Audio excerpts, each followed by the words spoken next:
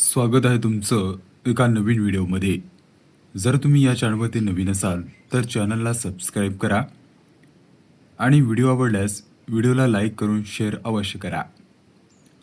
भुसावळ जंक्शनजवळ संध्याकाळची वेळ होती. स्टेशनवर नेहमीप्रमाणे गाड्यांच्याही सिंड्या, प्रवाशांचा लगबग, चाहलवाहलांचे आवाज आणि गोंधळ सुरू होता.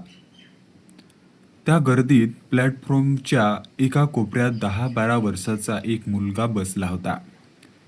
त्याचे नाव गणू होते. अंगावर फाटके कपडे, चेहऱ्यावर निसर्गापणा आणि डोळ्यात कोणाची तरी वाट पाहण्याची आस होती. तो रोज तिथे बसायचा. स्टेशनवरील अनेकांना तो ओळखीचा झाला होता. कोणी त्याला चहा द्यायचे, कोणी बिस्किट द्यायचे, तर कोणी 2 शब्द प्रेमाने बोलायचे. पण गणूचे लक्ष मात्र नेहमी रेल्वेच्या रुळाकडे असायचे. जणू कोणीतरी त्या गाडीतून उतरून त्याच्याकडे येणार होतं. काही वर्षापूर्वी गणू आपल्या आईसोबत गावात राहत होता. वडील लहानपणीच गेले होते. आई लोकांच्या घरची कामे करून त्याला वाढवत होती. परिस्थिती खूप कठीण होती. पण आई आणि मुलगा एकमेकांसाठी जगत होते. एके दिवशी आईने गणूला जवळ घेतलं आणि म्हणाली, "बाळा, मी कामासाठी शहरात जाते. 2 दिवसात परत येईन. तू काळजी करू नकोस." गणूने आईचा हात घट्ट धरला. त्याला आईशिवाय राहणे अवघड होते.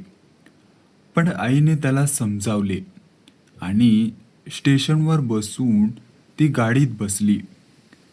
गाडी सुटली. गणू बराच वेळ हलवत राहिला. त्याला खात्री होती की आई 2 दिवसात परत येईल. 2 दिवस गेले, मग 3 दिवस गेले, मग आठवडा गेला, पण आई आली नाही. गणू रोज स्टेशनवर जाऊ लागला. प्रत्येक गाडी आली की तो धावत जायचा. प्रत्येक उतरणाऱ्या स्त्रीकडे पाहायचा. पण त्याची आई कुठेच दिसत नव्हती. दिवस, महिने झाले, वर्षे झाले. गावातील लोकांनी त्याला समजावले की कदाचित त्याची आई परत येणार नाही. पण गणूच्या मनाने ते मान्य केलं नाही. त्याच्यासाठी आईचे शब्द म्हणजेच सत्य होतं. 2 दिवसात येते हे वाक्य त्याच्या मनात कायमचे कोरले गेले होते. हळूहळू तो स्टेशनचाच झाला.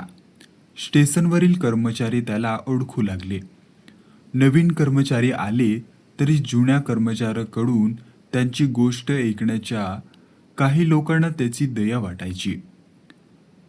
काहींना त्याची जिद्द आश्चर्य वाटायची. पण गणू रोज त्याच जागी बसून आईची वाट पाहत राहिला. काळ पुढे जात राहिला. त्याचे बालपण संपले. तो तरुण झाला. चेहऱ्यावर दाढी आली, पण डोळ्यातील आशा तशीच राहिली. रोज एखादी गाडी थांबली की तो अजूनही उत्सुकतेने दाराकडे पाहायचा. एकदा एका वृद्ध महिलेला उतरायला त्रास होत होता.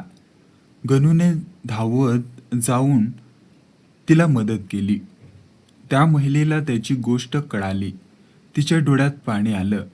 तिने विचारले, "बाळा, इतका वर्ष झाली तरी तू वाट का पाहतोस?" गणू हसला आणि म्हणाला, "आईने शब्द दिला आहे. आई खोटे बोलत नाही." त्या उत्तराने स्त्री निशब्द झाली. अनेक वर्ष गेली.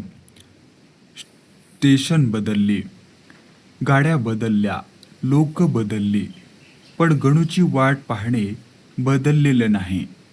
एके दिवशी जोरदार पाऊस पडत होता. स्टेशनवर फारशी गर्दी नव्हती.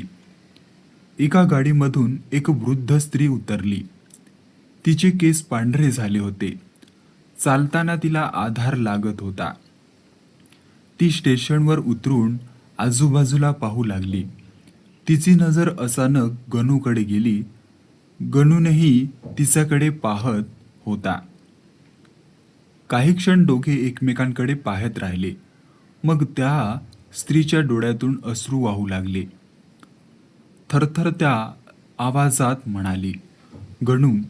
हे नाव ऐकताच गणू स्तब्ध झाला. त्याने काळजीपूर्वक तिच्याकडे पाहिले. तो आवाज, ती माया, ते डोळे त्याने हळूच विचारले, आई. पुढच्या क्षणी दोघे एकमेकांना मिठी मारून रडू लागले. स्टेशनवरील लोकही भावूक झाले. आईने सांगितले की शहरात गेल्यावर तिच्यावर संकटे आले. ती आजारी पडली, तिची कागदपत्रे हरवली, संपर्क तुटला आणि आयुष्यभर ती मुलाला शोधत राहिली. पण परिस्थितीमुळे परत येऊ शकली नाही. शेवटी अनेक वर्षांनी तिला गणूचा पत्ता मिळाला आणि ती धावत स्टेशनवर आली. गणूने तिचे हात हातात घेतले आणि म्हणाला, आई, मला माहीत होतं की तू येशील. तू शब्द दिला होता. आई रडत म्हणाली, बाळा, इतकं वर्ष माझी वाट पाहिलीस. गणू हसला आणि म्हणाला, आईची वाट पाहायला वर्ष मोजतात, मोजत नाही. त्या दिवशी स्टेशनवर उपस्थित प्रत्येकाच्या डोळ्यात पाणी होतं. प्रेम, विश्वास आणि आई मुलांच्या नात्याची ताकद किती मोठी असते याचा अनुभव सर्वांनी घेतला. गणूची वाट पाहणे संपले होते, पण त्याच्या प्रेमाची गोष्ट कायमची लोकांच्या मनात राहिली. ही कथा कशी वाटली? जर तुम्हाला आवडली असेल तर व्हिडिओला लाईक करा आणि असेच नवनवीन व्हिडिओ पाहण्यासाठी या चॅनलला सबस्क्राईब करा.